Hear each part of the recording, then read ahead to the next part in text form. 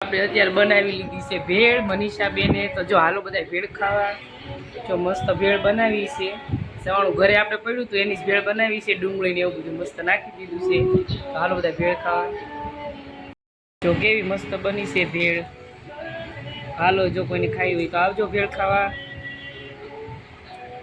હાલો જો મસ્ત ભેળ બની ગઈ છે. મનીષા બેને બનાવી છે ભેળ. તો હાલો બધા ભેળ ખાવા.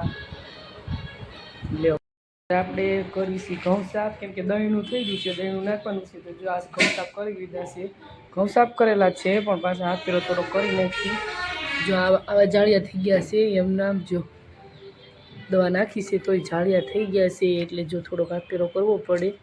આમ તો ચોખ્ખા જ છે પણ થોડાક સાળી નાખીએ એટલે મસ્ત થઈ જાય. તો આપણે ઘંટી ચાલુ કરી દઈએ. હવે જાય ઘંટી છે, ઘંટી ચાલુ કરી દઈએ. દહીંનું નાખી દીધું છે દળવા. આપણે ઘંટી કરી દીધું ચાલુ. ને બીજા આપણે ઘઉં સાફ કરવાના છે કરી લીધા છે. જો આવા જાળિયા થઈ ગયા છે ઘઉંમાં, એટલે આપણે હવે તડકે નાખવા પડશે. ધનેરા પણ થઈ ગયા છે એટલે તડકે નાખવા પડશે ઘઉં. હવે આ જો આપણે દાળ ને બધું લઈ લીધું છે. મસ્ત મજાનું શાક બનાવવાની તૈયારી હાલ. અને જો આપણે બેસી ગયા છીએ લોટ બાંધવા. અત્યારે રસોડામાં બહુ જ ગરમી છે. એની ઘંટી ચાલુ છે, દહું દળાય છે. એટલે આપણને એમ થયું કે હવે બહાર લોટ બાંધી લઈ. અને જો બહાર બેસી ગયા છીએ લોટ બાંધવા. તો આપણે પાછળ લઈ લીધી છે, લોટ લઈ લીધું છે અને લોટ બાંધવા લઈ ગઈશું. અને દાળ મૂકી દીધી છે બાપા. શાકમાં બનાવવાનું છે દાળનું શાક, ચણા મગની દાળ. એટલે એ બફાય છે ત્યાં સુધીમાં આપણે મસ્ત મજાનો લોટ બાંધી લઈ.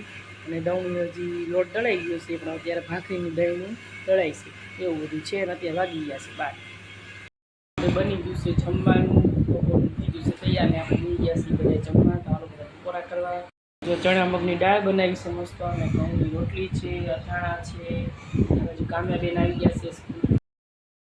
આપણે મસ્ત મજાની ચા મૂકી દીધી છે. ચા જો મસ્ત ઉકળવા મળી છે.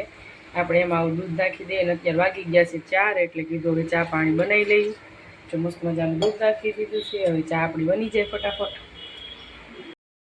તો બની ગઈ છે. જો ટોસ લઈ લીધા છે અને આપણે બે ગયા ચાન ટોસ ખાવા. હાલો બધા રોંઢાની ચા પીવા.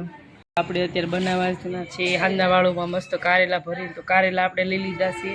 અને બાજુમાં આપણે લઈ લીધો છે મસાલો બનાવીને. તો ફટાફટ આપણે મસાલો ભરી લઈએ અને શાક બનાવવાનું